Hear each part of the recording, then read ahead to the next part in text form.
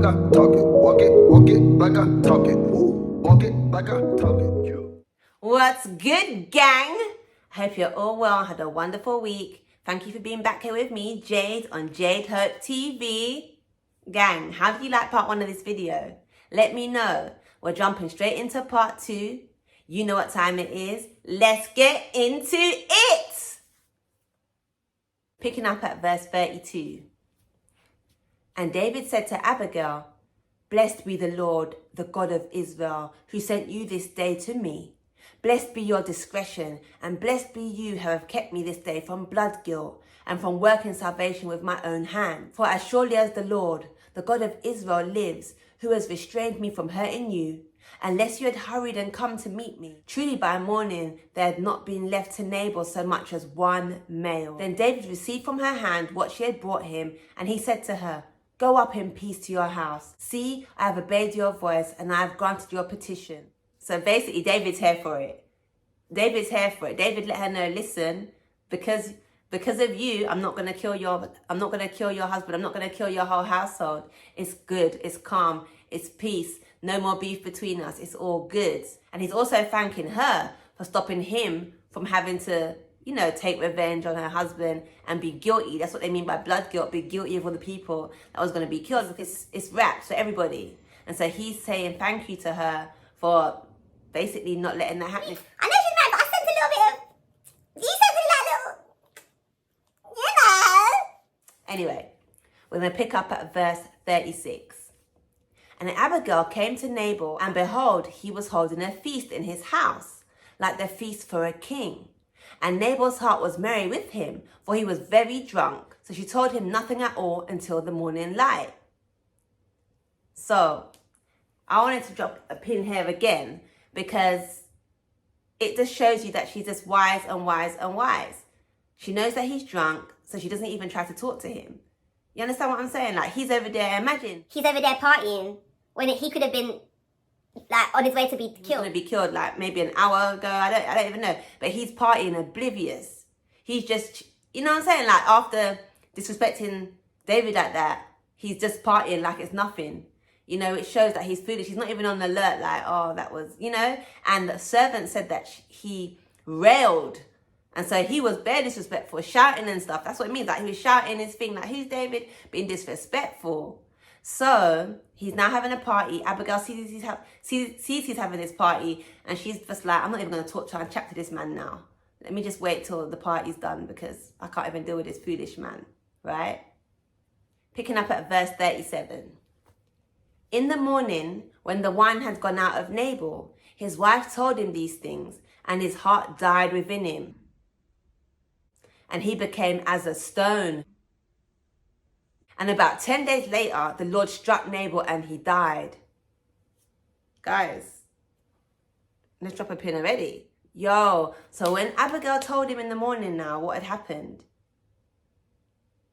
he must have been so embarrassed, like, so ashamed, like, so his ego must have been done out. And so that's probably why it says that his heart died within him. Or one of the reasons. Like, what do you guys think? Why do you think his heart died within him? Like, what do you think that conversation was like with Abigail? Like, what did you think that she said? Like, do you think that she... Like, how do you think she told him that? How do you think she told him that? Because it says she was a discerning woman. So we know that she wasn't... I can't imagine her being like... I told you so. Type vibes.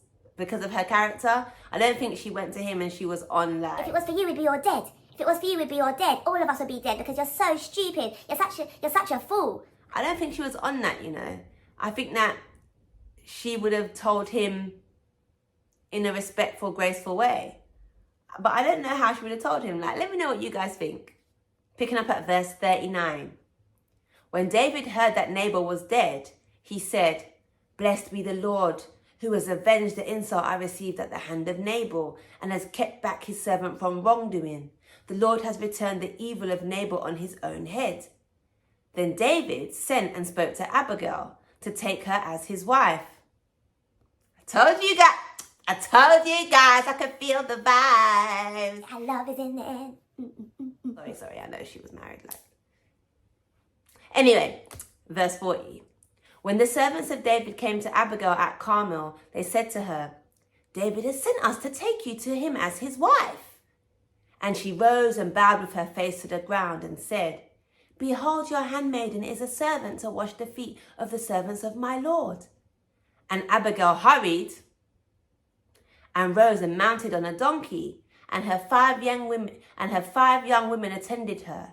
She followed the messengers of David and became his wife. David also took Ahinoam of Jezreel, and both of them became his wives. Saul has given Michal, his daughter, David's wife, to Palti, the son of Laish, who was of Galim. So basically, guys, David was married before to Michal, and because he had to flee Saul, he fled without her. He had to escape. And so Saul had given David's wife, his first wife, to someone else. And so David, now that Nabal was dead, David's gone back there and asked Abigail to marry him. And as you see, she hurried up quick. He said she hurried, you know. She hurried up quick and went with David. You understand? Let me behave. But yeah, so anyway, David had bare women, you know, like bare wives and that. David, I'm sure David was an attractive man. You know what I'm saying? Like, I mean, Abigail was here for it seems, in the text. It seems that she was here for it. So yeah, what do you guys think? I love how humble Abigail is. When they came to her, she said that she's going to be a servant and wash the feet of his servants. You know, it's just beautiful. She has all these beautiful qualities of serving, qualities of wisdom, discernment. I love the way she carries herself.